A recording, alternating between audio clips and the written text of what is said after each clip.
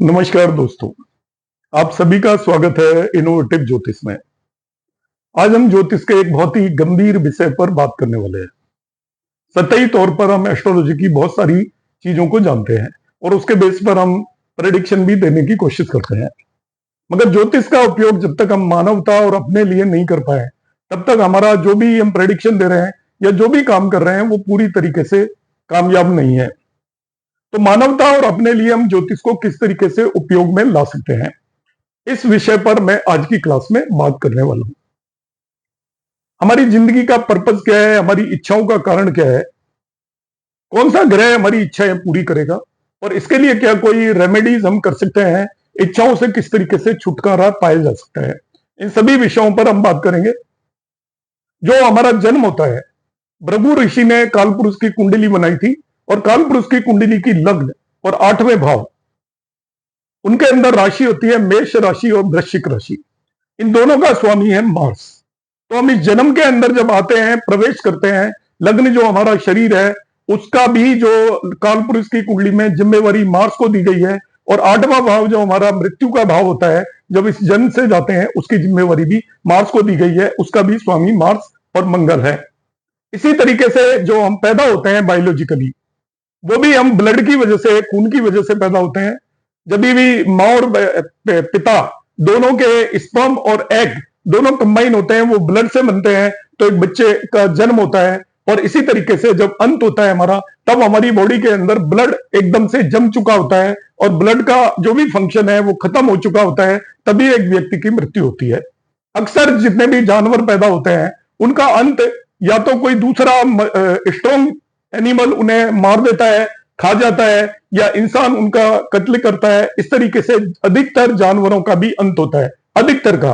वो natural death बहुत कम जाते हैं, और नेचुरल डेथ के अंदर भी हमारा ब्लड एक तरीके से पानी में कन्वर्ट हो चुका होता है, तब एक व्यक्ति की मृत्यु होती है, और उसका कारण भी मार्स है।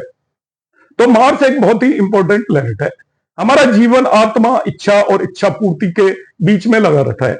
इसका मकसद यह नहीं है, मकसद हमारा है मुक्ति, मकसद है जीवन मरण के चक्र से बाहर निकलना, मगर हम उससे बाहर नहीं निकल पाते। एक तरफ हमारी आत्मा होती है, एक तरफ हमारे अंदर इच्छाएं पैदा होती हैं, और दूसरी तरफ इच्छा पूर्ति होती रहती है। आपकी कालपुरुष की कुंडली का पहला, 5वां, 9वां भाव, जिसे हम धर्म त्रिकोण भाव बोलते हैं। पहले भाव का कारक आपका जो कालपुरुष की कुंडली में लॉर्ड है वो मार्स है, 5वें भाव का लॉर्ड सूर्य है, और 9वें भाव का लॉर्ड जुपिटर है। ये 3 प्लेनेट आपकी जिंदगी के अंदर बहुत इंपॉर्टेंट रोल प्ले करते हैं। हम जन्म लेते हैं तो पूर्व जन्म के कर्मों को लेकर आते हैं 5वें भाव से, और पूर्व जन्म की इच्छाओं को लेकर आते हैं 5वें भाव से 11वां भाव, तीसरे भाव से। तो तीसरा भाव पूर्व जन्म की इच्छाओं का भाव होता है। जो इच्छाएं इनकम्प्लीट रह चुकी होती हैं, हमारा पूर्व जन्म में अंत हो चुका होता है, इन इच्छाओं को लेकर इस जन्म के अंदर हम एंटर होते हैं, उसके लिए रेस्पॉन्सिबल आपकी कुंडली का तीसरा भाव होता है। और उन इच्छाओं को पूरी करने की जिम्मेवारी आपकी कुंडली के 11वें भाव पर है, जो कि आपके कालपुरुष की कुंडली के 5वें भाव से अपोजिट 7वां भाव है। तो हम जिन इच्छाओं को लेकर जो आते हैं, वो इच्छाएं प्रदर्शित करता है तीसरा भाव, और जो इच्छाओं को पूर्ति करेगा इस जन्म के अंदर, वो होता है आपका 11वां भाव।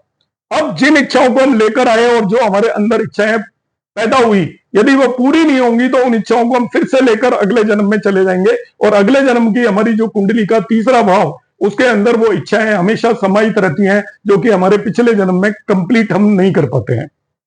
आपकी कुंडली के तीसरे भाव का कारक होता है मार्स यानी कि मंगल, और 11वें भाव का कारक होता है जुपिटर। तो आपके अंदर जितनी भी इच्छाएं पैदा होती हैं, उन इच्छाओं का कारक मंगल या मार्स होता है, और उन इच्छाओं की पूर्ति का कारक जुपिटर होता है। आपकी कुंडली के अंदर, आपके अंदर कितनी मन के अंदर इच्छाएं पैदा होंगी, वो आपकी कुंडली का मार्स डिसाइड करेगा, तीसरा भाव डिसाइड करेगा। वो पूरी होंगी या नहीं होंगी, वो आपका 11वां भाव और जुपिटर डिसाइड करेगा। एस्ट्रोलॉजर का ये बहुत इंपॉर्टेंट रोल होता है। जब भी कोई नेटिव आपके पास आए, अपनी जिंदगी की सच्चाई जानने आए, जिंदगी का कारण जानने आए, हमने किन कामों के लिए जन्म लिया है, आपने इधर उधर की बहुत स्टोरी सुनी होंगी, बहुत कहानियां लोग बताते हैं कि हमारे जन्म लेने का क्या है। एक्चुअल में आपको इसका एसेंस आज की क्लास में बता रहा हूं कि हमारी जो भी इच्छाएं पैदा होंगी तीसरे भाव से होंगी, जो इच्छाएं हमारी पूरी हो पाएंगी वो 11वें भाव से हो पाएंगी। यदि हमें लगता है कोई भी व्यक्ति हमारे पास आया एस्ट्रोलॉजिकल कंसल्टेशन लेने के लिए, उसकी कुंडली में वो कुछ इच्छाएं लेकर आएगा। यदि आप ये देखना सीख गए कि वो उसकी इच्छाएं पूरी हो पाएंगी या नहीं हो पाएंगी, तो आप उसका बहुत ज्यादा हेल्प कर सकते हो। यदि आपको लगता है कि उसकी इच्छाएं पूरी हो पाएंगी, तो आप उसको एडवाइस करें, और यदि लगता है कि नहीं हो पाएंगी, तो आप उस तरीके से समझाएं और वो इच्छाओं को त्याग दे। वो 12वां भाव रिप्रेजेंट करता है हम अपनी इच्छाओं को, यूनिवर्स या नेचर को छोड़ दें कि ये इच्छाएं हमारी पूरी नहीं हो सकती। और जब आपको पता चल गया ये इच्छाएं पूरी नहीं हो सकती, आपने इच्छाओं को त्याग दिया, तो आपकी जिंदगी बहुत ही आसान हो जाएगी। हमारी जिंदगी की कठिनाइयों का कारण तीसरा भाव है। तीसरा भाव आपके अंदर इच्छाएं पैदा करता है, और यदि आपका 11वां भाव सही है, जुपिटर सही है, तो वो इच्छाओं को पूरी कर देगा, और आपकी जो इच्छा आपने नहीं की वो भी पूरी होना शुरू हो जाएंगी। तो तीसरा और 11वां भाव और मार्स और जुपिटर एक बहुत इंपॉर्टेंट रोल प्ले करता है इस जीवन के अंदर। हम जो तड़पते हैं, जो हम एक जगह से दूसरी जगह पर भटकते हैं, या हम संतुष्ट होते हैं, इन दोनों भावों का पूरा रोल है। अगले जन्म में हम जाएंगे, क्या लेकर जाएंगे, इसमें भी इन दोनों भावों का रोल है। यदि आपने इच्छाएं यहीं पर मार दी अपनी, तो अगले जन्म में आप बहुत आसान जिंदगी जिएंगे। हो सकता है आप जीवन मरण के चक्र से बाहर निकल जाएं। अब मैं आपको समझाऊंगा इसको देखा कैसे जाएगा। सबसे पहला तरीका होता है तीसरे भाव और 11वें भाव के अंदर सर्वाष्टक वर्ग के अंदर बिंदुओं को देखें। यदि आपके तीसरे भाव से ज्यादा बिंदु 11वें भाव में है, तो आपकी जो भी इच्छा होंगी ही नहीं होंगी, तो वो सभी इच्छाएं आपकी अपने आप पूर्ण होंगी। जब भी 11th हाउस के अंदर सर्वाष्टक वर्ग में ज्यादा पॉइंट है। मगर उल्टा है, तीसरे भाव में 11वें भाव से ज्यादा पॉइंट है, तो आपके अंदर नई से नई प्रबल इच्छाएं पैदा होती रहेंगी, पूरी होंगी, मगर फिर आप एक नई इच्छा पैदा करोगे, और आप पूरी जिंदगी अपनी इच्छाओं को पूरा करने के लिए भागते रहोगे, मगर वो इच्छाएं आपकी पूरी तरीके से कभी भी पूरी नहीं होने वाली है। ऐसे व्यक्ति को आप ये पहले ही एडवाइस करोगे, जब भी वो कुंडली लेकर आपके पास आता है, कि वो अपनी इच्छाओं को छोड़े, रियलिटी पर आए, उसकी सारी इच्छाएं पूरी नहीं हो सकती, इसलिए इच्छाओं पर ज्यादा ध्यान ना दे, और वो संतुष्टि पर ध्यान दे कि जो मिला हुआ है वो काफी है, जो नहीं मिला है वो मिलना बड़ा मुश्किल है। मगर जिसकी थर्ड हाउस के अंदर कम पॉइंट और 11वें में ज्यादा है, वो अपनी इच्छाओं के लिए काम कर सकता है और उसकी इच्छा पूर्ति होगी। दूसरा जो सबसे इंपॉर्टेंट है, आपको मार्स देखना है। मार्स कारक है आपकी इच्छाओं का। आप तीसरे भाव को लग्न बनाकर देखिए। यदि मार्स तीसरे भाव से चौथे सातवें, तीसरे भाव को लग्न बनाना है, ध्यान रखना है, तीसरे भाव से चौथा आएगा छठा। तीसरे भाव से देखना है आपको, चौथे सातवें 10वें भाव के अंदर या तीसरे भाव के अंदर मंगल बैठा हो, जिसे केंद्र स्थान बोलते हैं, या तीसरे भाव से त्रिकोण में बैठा हो, 5वें और 9वें भाव में। तीसरे भाव से देखना है, मैं पहले क्लियर कर रहा हूं, नॉट फ्रॉम द लग्न। तो तीसरे भाव को लग्न बनाकर वहां से केंद्र और त्रिकोण में यदि मंगल बैठा हुआ हो, तो आप समझिए वो आपके लिए बेहतर है। वो आपके अंदर अधिक इच्छाएं पैदा नहीं करेगा। आपके अंदर ज्यादा इच्छाएं नहीं होंगी, तो वो पूरी हो या ना हो, जब आपकी इच्छा कम होगी आपके मन के अंदर, तो आपका जीवन संतुष्टि के साथ गुजरेगा। मगर यदि वो तीसरे भाव से दो स्थानों में जाकर बैठ जाता है, तब वो आपकी लाइफ के अंदर बहुत सारी प्रॉब्लम्स क्रिएट करेगा। इनके अलावा सभी भावों में जब भी जाएगा, तो वो प्रॉब्लम क्रिएट करेगा। जिस भी व्यक्ति का मार्स यदि उच्च का है, तो वो मार्स यदि बली हो गया, तो वो कभी भी आपके मन के अंदर इच्छाओं का पतन नहीं होने देगा। आप परमानेंट पूरी लाइफ के अंदर भटकते रहोगे, और आपकी इच्छाएं एक पूरी होगी तो दूसरी उससे बड़ी इच्छा आपके मन के अंदर पैदा हो जाएगी, और आप पूरी लाइफ के अंदर कभी भी संतुष्टि को प्राप्त नहीं कर सकते। मार्स जितना बली है, यदि वो उच्च का होकर कहीं भी बैठा हो, चाहे वो केंद्र में, त्रिकोण में, 6-8-12 में, जहां पर भी बैठा होगा, उच्च का मार्स, जिसे हम आप मंगल दोष भी पढ़ते हो अक्सर, उच्च का मार्स जहां पर भी बैठा है, तो वो आपको नई नई इच्छाएं पैदा करती रहेगा। चाहे आपकी कितनी भी इच्छाएं पूरी हो जाए, और आपको कभी भी संतुष्टि नहीं होगी, इसलिए आपकी जिंदगी के अंदर वो एक परेशानियों का कारण बनेगा। मार्स रिलेटिवली बेटर होगा यदि वो अपनी मित्र राशि में बैठा है, खुद की राशि में बैठा हुआ है, तभी भी वो उतना परेशान नहीं करेगा। मगर यदि वो शत्रु राशि और नीच की राशि में बैठा हुआ है, तो इच्छाओं के मामले में वो आपके अंदर इच्छाएं पैदा नहीं होने देगा, और वो इस तरीके से आपके लिए बहुत बेहतर होगा। वो आपकी फिजिकल स्ट्रेंथ के लिए ठीक नहीं होगा, मगर आपके मन की शांति के लिए, आपके जीवन के ओवरऑल बेटर रहेगा, क्योंकि वो आपके मन के अंदर बड़ी बड़ी इच्छाएं पैदा नहीं होने देगा, और उसकी वजह से आप जिंदगी के अंदर भटकते नहीं रहोगे। कमजोर मार्स के नुकसान भी है, मगर आपकी, मैं अभी इच्छा और इच्छा पूर्ति की बात कर रहा हूं आज की क्लास में, क्योंकि हमारी परेशानियों का सबसे कारण मन के अंदर पैदा हुई इच्छाएं है, बाकी कोई और दूसरी चीज नहीं है। तो यदि मंगल आपका कमजोर है, नीच का है, या शत्रु राशि में बैठा हुआ है, तो वो बेहतर है। केंद्र और त्रिकोण में बैठा हुआ है, कहां से? तीसरे भाव से, तो बेहतर है। बाकी क्योंकि वो तीसरे भाव का कारक है, तीसरे भाव में बैठा हुआ है तभी भी वो बेहतर है। कारको भाव नाशाय करेगा और वो आपकी इच्छाओं को खत्म करेगा। अब हम आ जाते हैं जुपिटर, जिसका काम इच्छा पूर्ति करना है। जुपिटर का यदि प्लेसमेंट आपके तीसरे भाव के अंदर है तो तीसरे भाव में जैसे ही इच्छा आपकी पैदा होगी, जुपिटर वहां बैठकर आपकी इच्छाओं को पूर्ति कर देगा। तो इच्छाओं के मामले में जुपिटर का थर्ड हाउस के अंदर प्लेसमेंट बहुत अच्छा है। ऐसे व्यक्ति के अंदर या तो वो इच्छा पैदा ही नहीं होने देगा, और यदि इच्छा पैदा होगी तो उसकी इच्छा पूर्ति होने की पूरी पूरी संभावना है। अब जुपिटर कब आपकी इच्छाएं पूरी करेगा, इसको आप ध्यान से समझें। जुपिटर 11वें भाव का कारक है, तो 11वें भाव को लग्न बनाकर आप वहां से चौथे, 7वें, 10वें, 5वें और 9वें भाव के अंदर जुपिटर को देखिए। यदि इन भावों के अंदर जुपिटर बैठा हुआ है, किसी भी कुंडली में उच्च का होकर गुरु यदि बैठा हुआ है, तो आपकी जो भी इच्छाएं होंगी उन इच्छाओं को वो पूरी करने की कोशिश करेगा। तो ऐसे में आपके मन के अंदर यदि इच्छाएं भी हो रही हैं तो कोई भी परेशानी नहीं है, वो आपकी इच्छा पूर्ति जुपिटर करता रहेगा। इसीलिए हम जुपिटर को सबसे इंपॉर्टेंट प्लैनेट मानते हैं।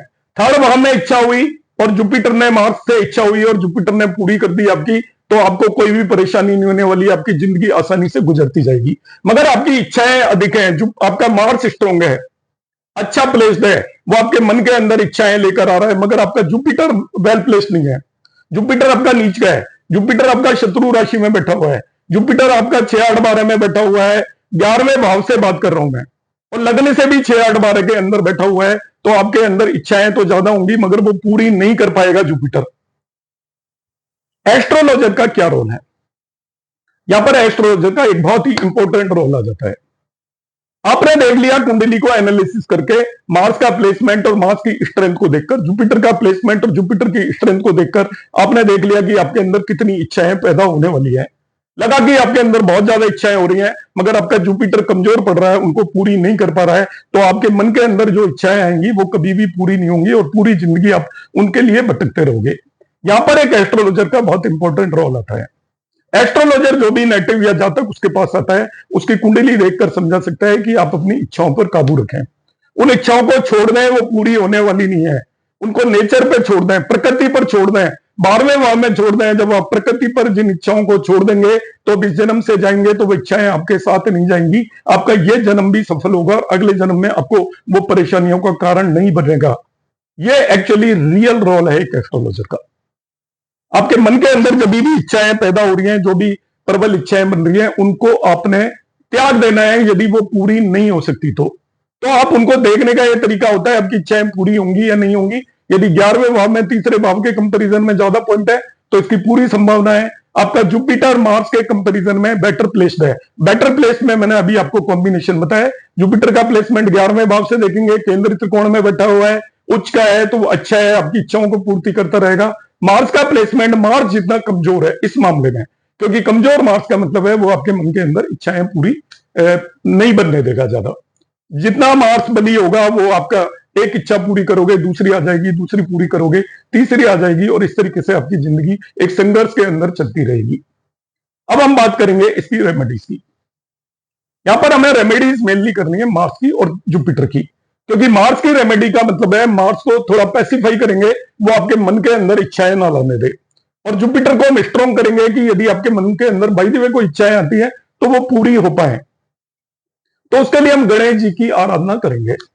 मैं आपको एक पर्टिकुलर समय बता रहा हूं, आप ध्यान रखें। जब भी कृष्ण पक्ष के अंदर चौथी जो तिथि होती है, चतुर्थी जिसे बोलते हैं, चौथी तिथि को जब भी मंगलवार आए उस दिन आप व्रत रखें और गणेश जी के जाप करें। आप जिस तरीके से भी कर सकते हैं, ओम गण गणपते नमः का जाप करें, गणेश जी के मंदिर जाएं, गणेश जी की पूजा करें, पूरे दिन पूजा कर सकते हैं। कई महीनों में, कई हो सकता है एक बार आएगा ये। तो इस पर्टिकुलर डे को यदि आप पूजा करते हैं तो आपका मंगल, आपके मन से जो इच्छा है उन्हें मंगल को गणेश जी को मंगल मूर्ति बोलते हैं।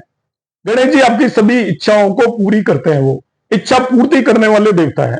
तब आपको क्या करना है, यदि आप इस पर्टिकुलर डे को, कृष्ण पक्ष की चतुर्थी तिथि को यदि मंगलवार आए, उस दिन आप व्रत करके पूरा दिन गणेश जी के नाम पर समर्पित करें तो आपकी जिंदगी के अंदर आमूलचूल परिवर्तन होने की पूरी पूरी संभावना होती है।